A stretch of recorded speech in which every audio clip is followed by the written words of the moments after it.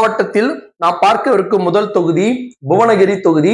துரை K Saravanan திமுக சார்பாகவும், அருண்மொழி தேவன் அஇஅதிமுக சார்பாகவும், மகாலிங்கம் தாவேகா மற்றும் சுமதி சீனிவாசன் நாம் தமிழர் கட்சியை சார்ந்த இந்த 4 போட்டியிடும் இந்த புவனகிரி தொகுதியில சென்ற முறை பாத்தீங்கன்னு சொன்னா இதே அருண்மொழி தேவன் அனைத்து இந்திய அண்ணா திராவிட முன்னேற்ற கழகத்தை சேர்ந்தவர் வெற்றி பெற்றிருக்கிறாரு. கிட்டத்தட்ட 49% வாக்குகள் பெற்றிருக்கிறாரு. திராவிட முன்னேற்ற கழகம் 45% வாக்குகள் ஏறக்குறைய. நாம் தமிழர் கட்சி 3.5, அம்மா மக்கள் முன்னேற்ற கழகம் 1.25. இங்க மக்கள் நீதி மையமே இல்லை.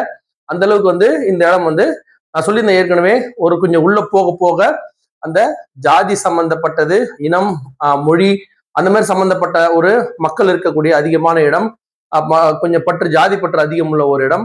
அங்க அது ஒரு மாவட்டத்துல இப்ப விழுப்புரம், கடலூர் இந்த மாதிரியான மாவட்டத்தெல்லாம் பாட்டாளி மக்கள் கட்சி, விடுதலை சிறுத்தைகள், தேசிய முற்போக்கு திராவிட கழகம் இந்த 3 கட்சி சமபலம் வாய்ந்திருக்கு. அந்த 3 கட்சிகளும் சரி எந்த காம்பினேஷன் எங்கெங்க வருதோ அங்கதான் அதனோட வெற்றி அதிகமா காணப்படக்கூடிய ஒரு மாவட்டம் கடலூர் மாவட்டம். அந்த வகையில சென்ற முறை திமுக கூட்டணி 45% பெற்றிருந்தது. இந்த முறை 43% பெறுது. ஏன்னா அங்க பெரிய வீழ்ச்சி உங்களுக்கு வரப்போறது கிடையாது. அது எதுனாலும் அந்த 2 கட்சிகளோட வருவ தவிர ஒரு 3வது கட்சிக்கு பெருசா ஜம்ப் ஆகாது. மேலும் அங்க சென்ற முறை அதிமுக வெற்றி பெற்றிருந்ததுனால அதுக்கு ஆன்டிகமெண்ட்ஸ் கொஞ்சம் கண்டிப்பா இருக்கு. சோ அவங்க 45% குறையிறாங்க.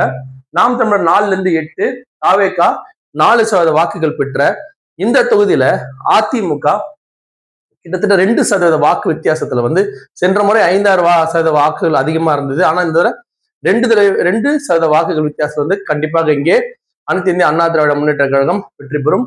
நம்ம அடுத்து பார்க்கக்கூடிய தொகுதி சிதம்பரத்துல தமிழ் அன்சாரி திமுகவுடைய கூட்டணி சார்பாகவும், பாண்டியன் அஇஅதிமுக சார்பாகவும், பாரி தாவேகா தமிழ் நாம் தமிழர் கட்சி சார்பாகவும் போட்டியிடும் இந்த சிதம்பரம் தொகுதியில சென்ற முறை அனைத்து இந்திய அண்ணா திராவிட முன்னேற்ற கழகம் வெற்றி அடைஞ்சிருக்குது.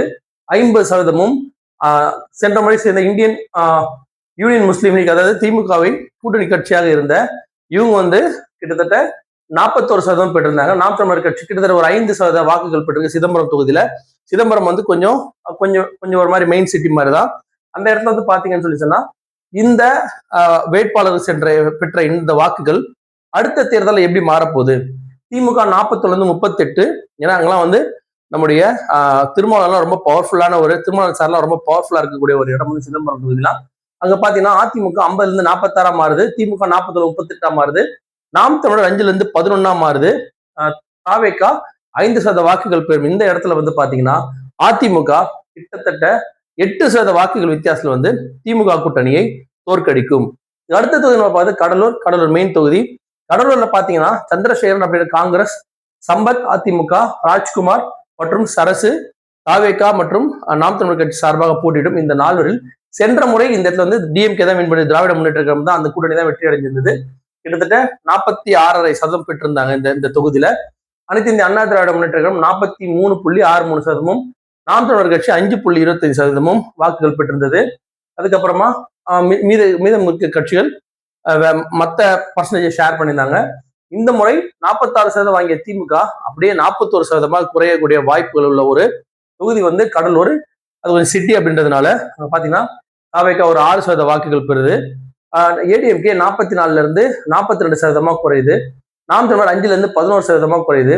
இந்த தொகுதியை பொறுத்த வரைக்கும் பாத்தீங்க அப்படின்னா இந்த முறை அதிமுக ஒரே ஒரு மார்ஜின் 1% வாக்கு வித்தியாசம் வெற்றி பெறுது. ஆனா அந்த 1% நம்ம ஃபைட்னு போடாம ஏன் வெற்றின்னு கொடுக்குறோம்னா கண்டிப்பா அது அந்த 1% ரொம்ப ஸ்ட்ராங்கா இருக்கும். ஏன்னா அவ்வளவுதான் அதுல வித்தியாசம் வரும். ஆனா கண்டிப்பா அதுல வெற்றி அடையக்கூடிய வாய்ப்பு கடலூர்ல அதிமுக இருக்கிறதுனால நம்ம கொடுக்குறோம்.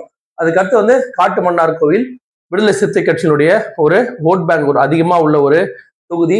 அங்கே ஜோதிமணி விடுதலை சிறுத்தை கட்சி சார்பாகவும், அன்புச்சோழன் அது பாட்டாளி மக்கள் கட்சி சார்பாகவும், சீனிவாசன் மற்றும் சிவஜோதி அப்படின்ற தாவேகா நாம் தமிழர் கட்சி சார்பாக போட்டி போடும். இந்த 4 போட்டியிடும் இந்த தொகுதியில சென்ற முறை பாத்தீங்கன்னா விடுதலை சிறுத்தை கட்சி பாருங்க 49% பர்சன்டேஜ் வாக்குகள். அது இந்த இடத்துல இந்த இடம் கடலூர்லாம் விடுதலை சிறுத்தை கட்சி ரொம்ப ஒரு பவரா இருக்கிற ஒரு கட்சி இடம். அங்க பாத்தீங்கன்னா அதிமுக சார்பா போட்டிட்டாங்க 43%, நாம் தமிழர் 4% வாக்குகள் பெற்றிருந்தாங்க.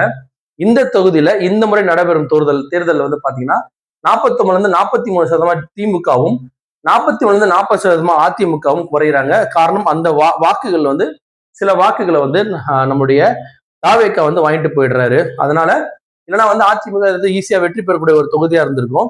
ஆனா இப்ப இருக்கிற ஒரு சுச்சுவேஷன் என்ன ஆகுதுன்னா அவங்களுக்கு 7% மாறிடவே இந்த முறை நாம் தமிழர் 4-10% வாக்குகள் பெறுது இந்த சிதம்பரம் தொகுதியில, காட்டுமன்னார் தொகுதியில. இப்போ இந்த தொகுதியை பொறுத்த வரைக்கும் பாத்தீங்கன்னா திமுக, அதாவது விடுதலை சிறுத்தை கட்சிகள் ஒரு 3% வித்தியாசத்துலயாவது கண்டிப்பா இந்த தொகுதி வந்து நிச்சயமா வெற்றி பெறும். அது நீங்க டவுட்டே வேணாம். அங்க வந்து எப்படி இருந்தாலும் நம்முடைய விடுதலை சிறுத்தை கட்சியில திமுக உடனே நிச்சயம் வெற்றி பெறும். அது வந்து குறிஞ்சிப்பாடி பக்கத்துல MRK பன்னீர்செல்வம் திமுக சார்பாகவும், புவேந்திரன் அப்படின்ற அதிமுக சார்பாகவும், ராஜ்குமார் மற்றும் செங்கோலன் அப்படின்ற தாவேக்கா நாம் தமிழர் கட்சி சார்பா போட்டியிடும் இந்த தொகுதியில பாத்தீங்கன்னா சென்ற முறை இதே MR பன்னீர்செல்வம் திமுக சார்ந்தவர் ஒரு ஃபேமஸான ஒரு கேண்டிடேட். அவர் வந்து சென்ற முறை 51%, அதிமுக பாருங்க 42%, இங்கேயும் நாம் தமிழர் 4% பெற்றிருந்தாங்க 2021 தேர்தலில். அது இந்த முறை எப்படி மாறும், எப்படி அது எதிரொலிக்கும்னு பாத்தீங்கன்னா 51-44 மாறுது திமுக. அது ஏன்னா அவர் மேல கொஞ்சம் ஆன்டிகமெண்ட்ஸ் இருக்கு, அவர் மேல கொஞ்சம் வெறுப்பு இருக்கு அந்த தொகுதி மக்களுக்கு. 42-41, நாம் தமிழர் 4-10, தாவேக்கு 5% வாங்கும் இந்த குறிஞ்சிப்பாடி தொகுதியில இந்த முறை திமுக நிச்சயமாக ஒரு 3% வித்தியாசம் வந்து 3% வித்தியாசம் வந்து நிச்சயமாக வெற்றி பெறும். அடுத்து நம்ம பார்க்க போறது நெய்வேலியில சபா ராஜேந்திரன், சொரத்தூர் ராஜேந்திரன், ஆனந்த் மற்றும் வீரமணி போட்டி போடும் இந்த தொகுதியில வந்து சென்ற முறை சபா ராஜேந்திரன் வந்து கிட்டத்தட்ட பாத்தீங்கன்னா 45%, ஜெகன் பாட்டாளி மக்கள் கட்சி சார்பா கூட 45%, கிட்டத்தட்ட பாருங்க வாக்குகள் ஒண்ணுமே இல்லை, 200-177 வரும். ஒரு 977 வாக்குகள் வித்தியாசத்துல வந்து 1000க்கும் குறைவான வாக்குகள் வித்தியாசத்துல வந்து சென்ற முறை திராவிட முன்னேற்ற கழகம் வெற்றி அடைஞ்சிருந்தது. அப்ப இந்த முறை அது என்ன ஆக போகுது அப்படின்னு பாத்தீங்கன்னா 45-38 மாறுது திமுக சார்பில், 45-42 மாறுது அதிமுக சார்பில், 5-13% மாறுது நாம் தமிழர் கட்சி சார்பில். தாவேக்காக்கு ஒரு 7% வாக்குகள் இங்க கிடைக்குது. ஆக மொத்தம் இந்த தொகுதியை வந்து நம்முடைய அதிமுக 4% வாக்குகள் வித்தியாசம் வந்து மிக எளிதாக வெற்றி பெற்று நெய்வேலி தொகுதியை தன் வசப்படுத்தும். அடுத்து நம்ம பார்க்க போறது பண்ருட்டி தொகுதியை பொறுத்த வரைக்கும் அப்துல் ரஹ்மான், மோகன், மணிகண்டன் மற்றும் பானுப்பிரியா அந்தந்த கூட்டணி சார்பாக போட்டிடுறாங்க. அதுல சென்ற முறை தாவாக்க, அதாவது தமிழக வாழ் உரிமை கட்சியினுடைய நிறுவன தலைவர் திரு வேல்முருகன் திமுக சார்பா போட்டியிட்டு கிட்டத்தட்ட 47.60% வாக்குகள் வித்தியாசம் பெற்று தன்னை எதிர்த்த ஏடிஎம்கே விட ஒரு 4700 வாக்குகள் அதிகமா பெற்று வெற்றி பெற்றிருந்தாரு. நாம் தமிழர் கட்சி 3% வாக்குகள் தான் இங்க பெற்றிருந்தாங்க சென்ற முறையே. இந்த முறை அவர் தமிழக வாழ்வுரிமை கட்சி வெளியில போயிடுறதாலும் அவர் இருந்தா கூட வெற்றி அடைஞ்சிருப்பாரா இந்த கூட்டணியில அப்படின்றது ஒரு டவுட்டா இருந்தது. அதான் அவர் வெளியேறிக்கிறார். இவங்க திமுக பெருசா எடுத்துக்கணும் என்ன போட்டு நான் நினைக்கிறேன். ஸோ 48-40 ஆகும், 45-43 ஆகும். நாம் தமிழர் இந்த முறை இங்க ஏன்னா வேல்முருகன் வந்து தன்னுடைய சப்போர்ட்டை வந்து நாம் தமிழர் கூடுதல் அது சம்பந்தப்பட்ட சில வாக்குகள் வந்து நாம் தமிழருக்கு மாற வாய்ப்பு இருக்கிறதால 3-12% வாக்குகள் இங்க நாம் தமிழருக்கு கிடைக்க வாய்ப்பு இருக்கு. இப்ப தாவேக்கா 5% வாக்குகள் பெறக்கூடிய இந்த பண்ருட்டி தொகுதியை பொறுத்தவரைக்கும் இந்த முறை யார் வெற்றி பெறுவாங்கன்னா அதிமுக ஒரு 3% வாக்குகள் வித்தியாசத்துல நிச்சயமா வந்து வெற்றி பெற கூடிய ஒரு தொகுதியாக இருக்கிறது. அதுக்கப்புறமா விருதாச்சலம் தொகுதி. விருதாச்சலம் வந்து உங்களுக்கு ரொம்ப ஃபேமஸ் ஆனது ஏன்னா கேப்டன் விஜயகாந்த் வந்து முத போட்டி போட்டு 2006 ஒரே ஒரு வேட்பாளர் மட்டும்தான் வெற்றி அடைஞ்சாரு தேமுதிமுக சார்பாக.